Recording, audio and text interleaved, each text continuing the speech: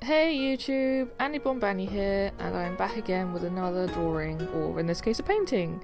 So here I am just painting Totoro, which is one of my favourite, not really anime? Does he count as an anime? Well, if not, he's still a very cool character that I enjoy quite a lot. And all other Studio Ghibli films, to be honest, because they're just amazing. Also, I'm really sorry if my voice is really breaky and squeaky and crackly today. I am suffering with a slight cold and a sore throat, and yeah, I'm sorry. And I also have a new microphone, yay! Anyway, back to the piece in question.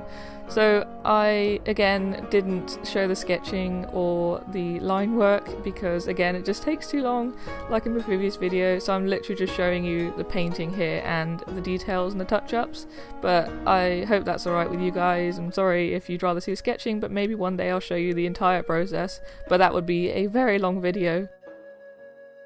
With the watercolours, I'm just using the Winsor & Newton Cotman tubes, which I've squeezed out into a cheapy palette with little sections in it for the individual colours, and then I let that dry and I'm using it as a dry pan basically.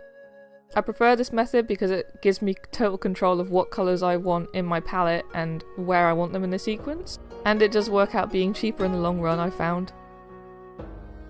Here you'll probably notice I keep going over the ear painting over and over and over and over again. This is just because I really struggled to find the right colour because I ran out of the browny grey paint halfway through, but with watercolours you can just dab it off and repaint it and it's perfectly fine. And also here I make a mistake and go over the lines, but it's fine because I just dab dab dab and all your problems go away. I would just like to point out that I am in no means an expert or very experienced with watercolours. I've used them before in the past, but yeah, I'm still learning, and I've had them for years, absolutely yonks, but I just, you know, I don't really tend to use them so much anymore, but I've been really wanting to get back into using them because I just think watercolour looks really pretty and just has a really cool effect to it. So I guess you could call me a complete watercolour noob, but yeah, I'm not gonna hide that fact. And I'm sorry if you're a watercolour expert and everything I'm doing is completely wrong, but yeah, sorry.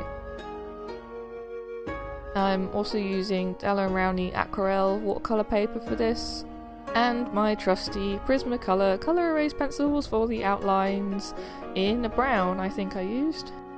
But I'll list all the materials in the description anyway.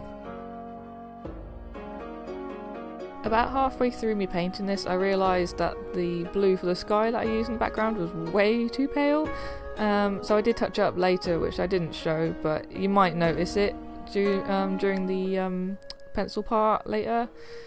But yeah, I always have a habit of starting off the painting really pale and being really conservative with it, and then later realising, oh, I should have used more pigment, and then yeah, having to go back. But does anyone else do this, or is it just me?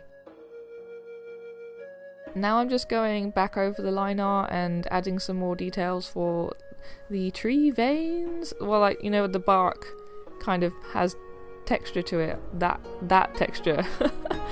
So yeah, I'm just using a pencil here.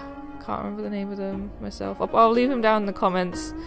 But yeah, so I'm just going over the line art and making everything look crisp and nice and dark.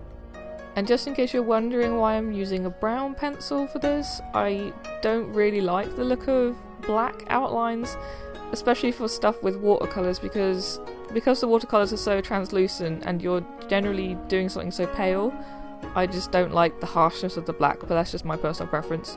Then I just come in with a white pencil just to add some highlight and make any sections more pale, if it needs lightening up a bit, I suppose, yeah. Let's go with that. And then adding some yellow and red just to bring out the redness and yellowness of the autumn leaves a bit more.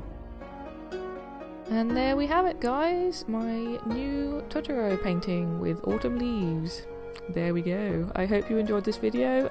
Please like and subscribe if you wish to, and thank you for watching.